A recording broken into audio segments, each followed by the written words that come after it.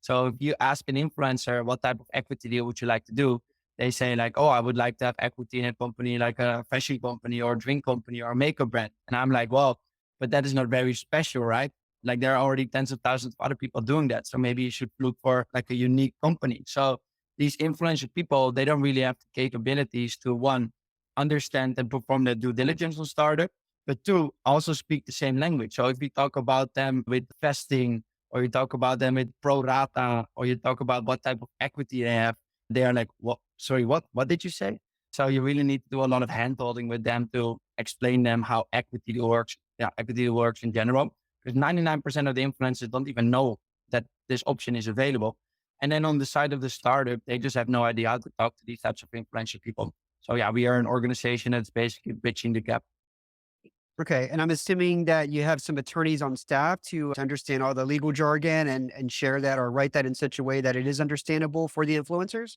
Yeah. So like that is our like grand goal. So yeah, we want to create like the safe note similar to like Y Combinator did for early stage startups to help them with fundraising.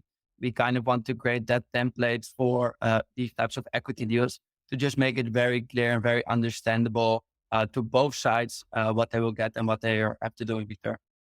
Okay. Okay. Very, very interesting. You said the majority of your focus is in the US, like 95% or something like that. You're just going to stay focused there in North America, or do you eventually want to evolve into Europe or some other places? Well, we launched in the Netherlands because that was just the market that I know best. So it was very easy for me to launch here. But yeah, what you see is that just the most interesting market is the US because these companies can grow into billion-dollar companies. Like, as I said, I'm working with one of the largest Dutch influencers, but he doesn't even have like 1 million followers. Whereas in the United States, if you have 1 million followers, you're considered like, okay, like an okay influencer.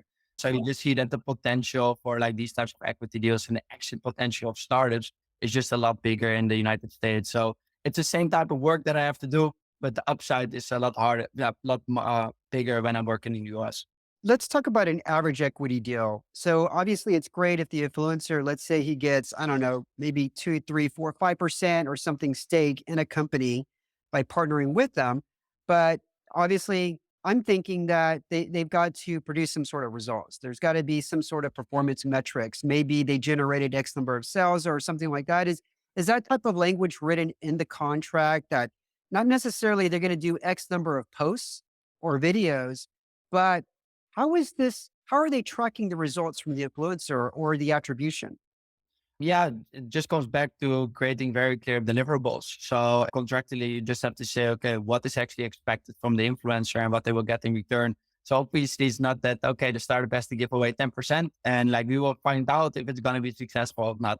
There are some metrics and like processes that you could put in place to protect both the startup as well as the influencer to just see if this is going to work. And it depends on what the startup wants, right? Sometimes they want to develop a new drink together with an influencer. So they need the influencer to taste and brand the product. And sometimes they just want, the brand just wants the influencer to create content.